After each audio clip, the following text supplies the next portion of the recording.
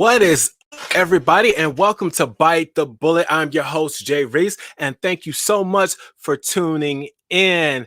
And like every other day, I promise you, I am bringing you the best of the best that I can find, that I can go out in this world and go get. And today's guest is no different, with one exception. Today's guest, there's been a slight change in the program, in the formula, because today's guest, unfortunately, isn't able to be here, but I'm here. And I just realized that through the whole process of getting this show together, I never properly introduced myself to everyone out there. So, if you will, let me introduce myself. You know, I'm Jay Reese, as you know, but I didn't always start off as Jay Reese. Jay Reese is not actually my real name. I'm not telling my real name, at least not today.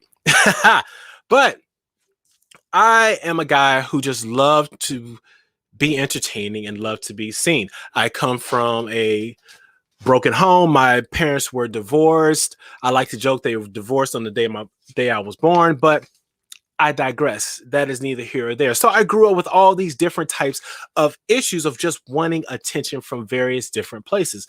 And I know that's what it is. Like, at least I know what that's what it is now. Back then, I didn't know that's what it was because I always wanted my parents' attention. I wanted everybody else's attention. So I grew up always wanting to entertain. But at the core of it, I think I truly always wanted to make everyone happy. Right? So I grew up wanting to be everybody happy. And for a very long time, I just wanted to be successful. I wanted to be the star among stars. I wanted to be an actor, a musician, a singer, all these different things. And nothing in my path actually felt right. Or at least I felt like it wasn't right because the inside there was like all this fear that I didn't want to admit that's what it was. But the truth of it, that's what it was. Because I can do anything everybody else does. It's just at that time, I just felt like I couldn't.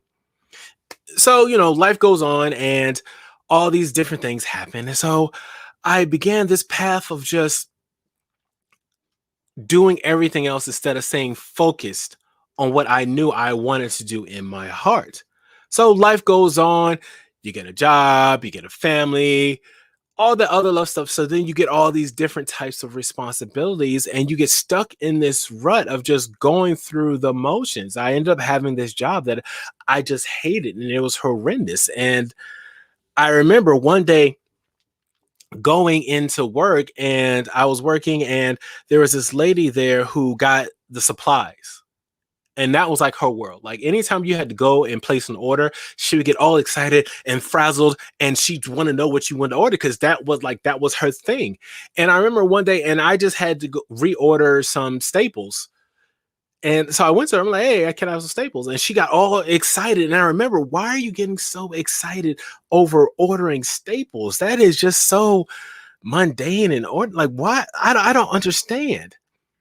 But it wasn't until I started reflecting and I started looking around at a lot of my other coworkers, and I realized that almost all of them were truly happy in what they were doing. And I wasn't. So I had to realize, like, hey, what is going on? So that started me down this path of trying to figure out what truly made me happy. And while I was doing this, coincidentally enough, my boss at the time came to me and I was having disagreements or a challenging time with another coworker. And my boss came to me after me and that said coworker were arguing and fighting. And she just bluntly told me, like, hey, I don't need both of you. You guys need to work it out, or one of you is going to get fired. Oh no, I can't do that. Oh my God. So I remember that being on a Friday. So I drove home, and on the way home, all I could think about was, why am I fighting for something I hate? This can't be my life. Like, what is this? I don't understand. So then I went home and I talked to my wife about it. And as I'm talking to my wife, this sense of relief is just let go. I didn't realize how much pressure I was holding on by clinging to this job that I hated. Right? And luckily, my wife and I, we figured out a way where, you know what, this isn't right for you. You're going through all this stuff. we'll figure a way for you to leave. So I went in Monday morning and I gave my boss a 14-day notice, which in hindsight, I think I would have done things a little bit differently. Might have set myself up a little bit better before I left that career. But that was the choice we made. And I ended up leaving that job actually like 2 months later because we worked out an even longer notice because, I had to train someone to do all the things that I did. And so I left after about 2 months. And when I left, I still had this process of figuring out what was going to make me happy and what I wanted to do. So the only thing I could think about was what made me happy as a child: entertaining people, writing stories, doing things that I felt would help other people smile or just be happy. So I decided to write my lovely book here, Legacy. And it was a challenge because I had never written a novel. I've written stuff before, but I never actually took the time to write stuff down in that forum. And it took a minute because everything I was writing, I thought was trash. I didn't think it was good.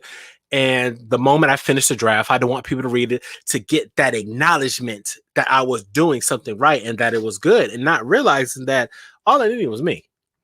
All I needed to do was say, hey, this is good enough. I'm worth it. Let me put this out there. But I was looking for validation from everybody else. But it got to a point where I stopped looking for validation from everybody because I realized that I just had to write. And I think that actually came from when I was listening to Stephen King give a speech, and someone asked him, how do you come up with these stories? How do you know which story is a good story? How do you know? And Stephen King, being Stephen King, simply said, I never know if a story is going to be a good story. The only thing that I know is that I have a story to tell. So I write my story. And the first time that I write it, I tell it to myself. The second time I go back over it, I edit it a little bit more. And then when I go back, I over it a little bit more until it gets to a point where it's shareable to, and the more I go over it, the more it's shareable to other people. And that's pretty much my formula. And when I heard that, I was like, oh, that makes complete sense. Why don't I just do that? So that's what I did. And now my story is here, and I'm now working on my second story. And I still love to entertain people, and that itch needed to get scratched some way, somehow. And I felt like I wanted to be a public speaker because I knew I love to be in front of people. I like to speak. Let me do that. So I went off, trained, and I found Mr. Les Brown, the godfather of public speaking and motivation. And I connected with him, John Tellerico, and a whole bunch of other people. And they helped shape my mind as well as how I speak and some other stuff. And I realized there was so much more I could do than just public speak. There's so many different ways of being able to talk and speak to people, particularly since this year and last year, we have been pretty much shut down as a world. No one can go anyplace. No one can do anything. So I had to figure out, like, what do I do? Like, I want to be a public speaker, but I can't go out and publicly speak. So what's the next best thing? Hello, internet. So I saw all my other co-host. I saw all my other people's starting shows and doing all kind of other things. So I figured out, you know what? Maybe I can start a show. Maybe I should start a show. And then I figured out, you know what? I will start a show. So I came up with a premise that I thought I was going to work with. And that premise didn't go over so well. Didn't like that one. Didn't work. But then I came up with another premise. Still didn't work too well. Still wasn't good. Then I came up with another premise. And yeah, still didn't work so well. Yeah, still didn't do so good. But then I got to this premise. And it worked well. Finding a guest, hitting them up with the questions, and it works. So now here I am with Bite the Bullet, and it's what I do. I love talking to people. I love bringing you guys knowledge. And funny enough, a lot of these interviews, I'm getting knowledge just like you're getting knowledge, and I love it. Holding these conversations with different people, it is so awesome, right? So with that being said, that is me. I hope you got a little bit more detail about me. And like any other time on Bite the Bullet, I am going to give the bite the bullet questions to myself.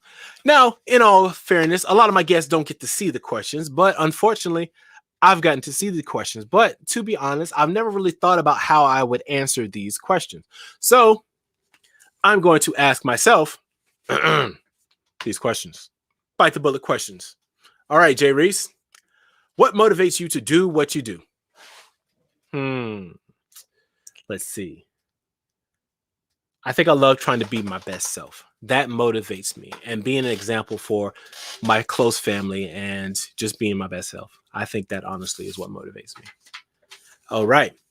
What is the one common myth about your profession that you want to debunk? That I am rich. I am rich in spirit. I am rich inside in my moral character, but I am not rich by any means, at least not yet. Wealthy, we're getting there. Yes. What is one common myth about your profession? Oh, sorry, I just read that one. I can't see. This is what happens when you talk to yourself. What's one thing you wish you had known before you began your career? One thing I wish I had known. I wish I would have known that just like any other profession, you have to learn how to motivate yourself. Because if you don't motivate yourself, you're not going to get stuff done. So you got to learn how to motivate yourself. I wish I had known that beforehand. And if I could have dinner with any three people, dead or alive, who would it be and why? Wow. Okay. So if I could have dinner with any three people, dead or alive. Now, I promise you, if you ask me this question tomorrow or next week, the answer is probably going to change. I can tell you that now. But as of right now, off the top of my head, if I could have dinner with any three people, dead or alive, I think I would have dinner with Dr. Martin Luther King Jr., Malcolm X, and my great uncle Hank. And Dr. Martin Luther King, Malcolm X, I think that's kind of self-explanatory. They were big, prominent figures in the world, and just knowing how they felt about certain issues, I would love to have those conversations with them.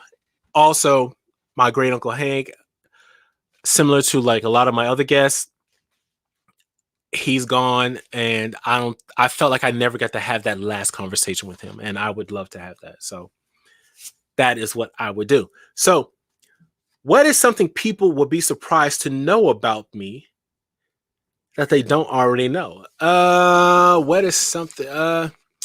Wow. Most people don't know that I was a DJ. I was a DJ. I used to spin records in New York State, over on Long Island, a couple of places in New York City, the Bronx, Brooklyn, actually. So yeah, I used to DJ Reace. So that was something that a lot of people don't know that I used to do. So what's one thing I failed at, and what did I learn? I think I failed at a lot of different relationships. And I'm not just talking about with women. I think with people as well, like with my parents, with some friends. Because for a very long time, I feel like I was too concerned about what I wanted and what I needed. So instead of me being of service to them, not a slave, but of service to them, I was too busy caught in my own issues and my own feelings. So that is what I learned. And I've learned to try to be more open and help everybody else before I try to help myself. So what makes you feel inspired or like your best self?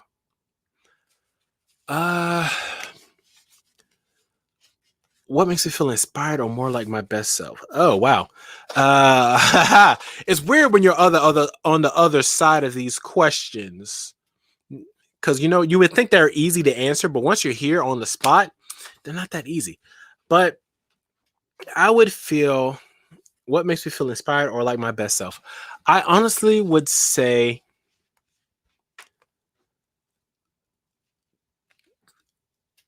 oh, wow.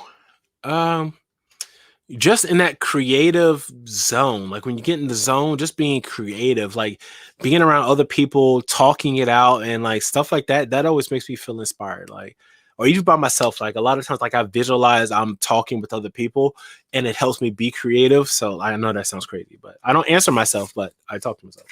So if I could have a billboard with anything on it, what would it be and why? Huh. Okay. Well, I would say one of my favorite quotes that came from a mentor of mine, Victoria Moran. I would say that do as much good as you possibly can with as little harm to others as possible. I think that is what I would have on a billboard. And I would like to think that's self-explanatory of why I would have that. So what advice would you give someone wanting to pursue a career similar to yours? Believe in yourself and just do it. Don't hold back. Just do it. You'll learn along the way. It's pretty much as simple as that. What's the most important thing you've learned so far in my life and why? So I feel the most important thing, again, that kind of piggybacks off that question, uh, just to trust myself and just to go for it. It doesn't matter what anybody else says, because regardless if I go left or if I go right, they're going to have an opinion about my choice anyway. So just do it.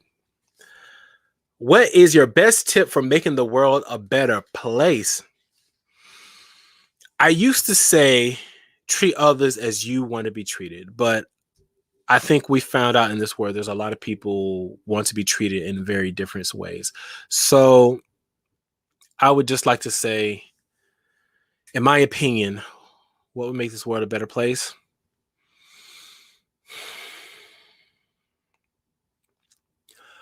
Probably realizing that self-love is the most important thing any of us can do. I think once we have self-love, a lot of other things take care of themselves. So at least that's my opinion. So if I could turn back time and talk to my 18-year-old self, what would I tell him?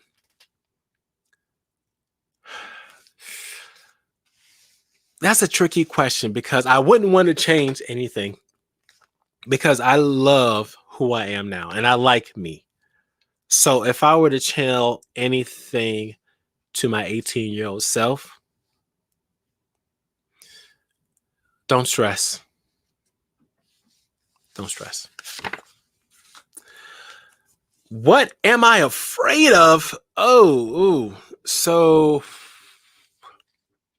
what am I afraid of? What am I afraid of? There's a lot of ways I can answer the question. You know that, right? So what am I afraid of? I would say I am afraid of, honestly, I'm afraid of dogs. I am. I got bit when I was younger. I don't know, anywhere from 11 or 12, something like that. I don't remember exactly how old I was, but I got bit in my arm. I still have the scars. And ever since that, I've been afraid of dogs. I mean, I don't let that fear paralyze me. I still go and treat the pet dogs. I'll play with dogs. But yeah, that fear is still there. And it's something that I'm afraid of. Yeah. Reclaim your fears. If in 150 years science fails to save us all, and the only thing that is left is a book about my life, what would the title be, and what would the blurb on the back say? So this one, honestly, is maybe a little bit of an easy question for me because I'm already actually in the process of writing my book about me. So I would like to say the title is Aim High, the fictional retelling of true events. So that would be the title. I know it's long. But what would the back say? The back would say,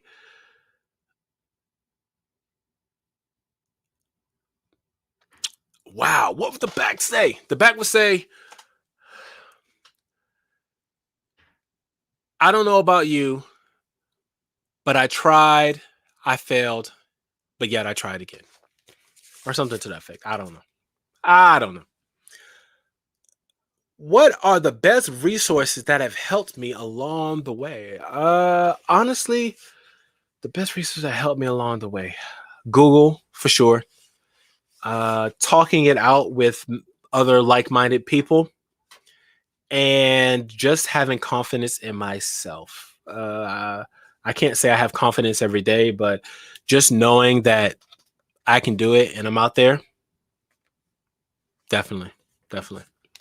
So, where can listeners connect with me online? Sure, shooting. You all can connect with me. I don't know, but you can connect with me finding Jay Reace on Twitter, Instagram, TikTok, Facebook, YouTube, all finding Jay Reace. I try to make it easy for everyone out there. You know what I'm saying? Got to have that continuation. That's the thought going through. But those are the bite the bullet questions. And always, as always, I would love to be respectful of my time. So before I let myself go, is there any last words or thoughts I'd love to share with the lovely audience of Bite the Bullet? Well, yes. If I can say anything, I would say that I hope this has been a good insight into Jay Reese, and you all have learned something about me and something that may help you along the way. And just, I want to say thank you for everyone who tunes in, who watches, and just sees what I'm doing, gives a like, gives a share, and is just in the comments. So appreciative, and I appreciate you. So, with that being said, this has been Bite the Bullet, and I will catch you all later. Peace.